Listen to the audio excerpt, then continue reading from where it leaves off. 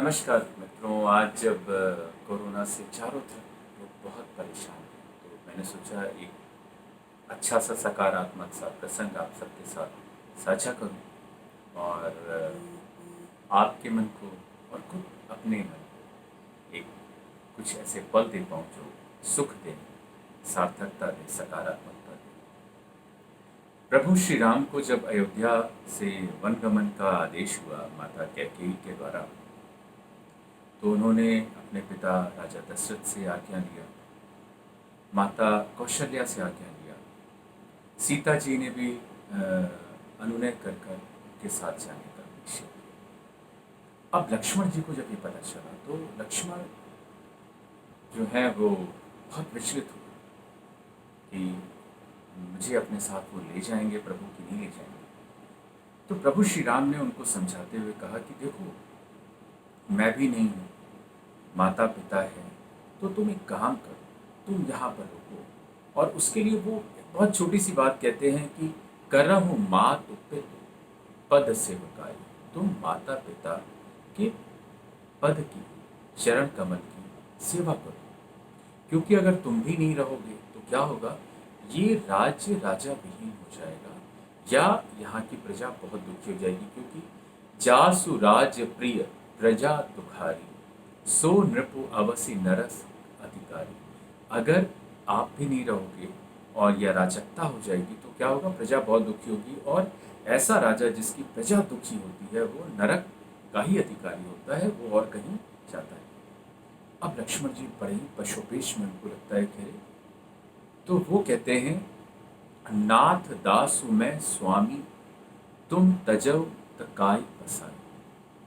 अब मैं आप स्वामी हूँ, मैं दास हूँ, अब आपने भी मुझे त्याग दिया तो फिर तो मेरे बस में कुछ भी नहीं रह गया ना, तो आप मुझे मत त्यागिए।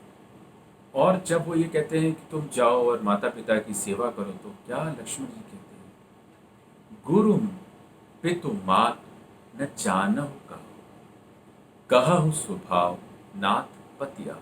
मैं आपके अलावा गुरु माता पिता किसी को नहीं जानता।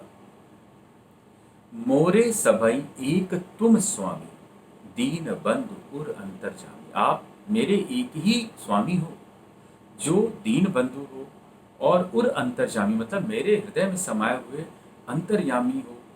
इसके अलावा मेरा कोई नहीं है। गुरु माता पिता मैं किसी को नहीं जानता। मन क्रम वचन चरण रत होई, कृपा सिंधु परिहरहि सोई। अगर मन क्रम वचन से मैंने आपको स्नेह किया है, पूजा करी है, आराधना करी है, तो फिर आप मुझे त्याग नहीं करोगे। अब प्रभु श्री राम जो है वो पिघल जाते हैं, वो कहते हैं कि ठीक है, तुम हमारे संग चलो। तो वो कहते हैं, आवहु बेगी चलहु बन भाई, मतलब जल्दी से आओ, फिर चलते हैं हम लोग, माता की आज्ञा ले आओ। अब देखिए यहाँ पर माता का चरित्र, सुमित्रा जी शुरुआत में तो उनको कुछ पता ही नहीं रहता है। सुमित्रा जी को पता चलता है तो फिर वो लक्ष्मण से क्या कहती है, लक्ष्मण से कहती हैं कि तात तुम्हारी मातु वैदेही, पिता राम सब भांति से। अर्थात तुम्हारी माता आज से सीता जी और पिता तुम्हारे राम है, जो सभी तरीके से तुमसे स्नेह करते हैं। ये बात एक माँ कह रही है अपने बच्चे से जो वन जाने के लिए राजी है, राजमहल के सारे सुख छोड़कर। और फिर वो कहती है, अवध तहां जह राम निवास। अवध वही है जहां राम का निवास है। तह ही दिवस जह भानु प्रकाश। अर्थात भगवान राम जहां है वहां ही अवध है, और जहां सूर्य का प्रकाश है वहीं तो दिवस है। ये वो माँ समझा रही है कि आप जो है चाहिए। तो हमेशा हम लोग जब भी आदर्श की बात करते हैं तो आदर्श भाई और आदर्श माता पिता, आदर्श पत्नी, तो हम रामचरितमानस की तरफ देखते हैं।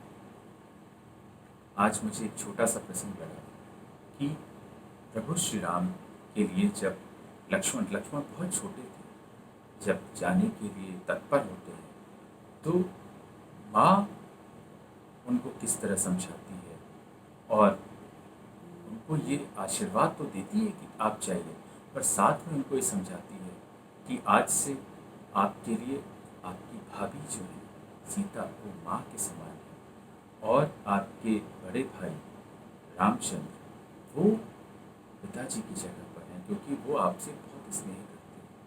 और ये कह के वो सहर्ष अपने इकलौते पुत्र को वनगमन के लिए आदेश आज्ञा दोनों देते हैं।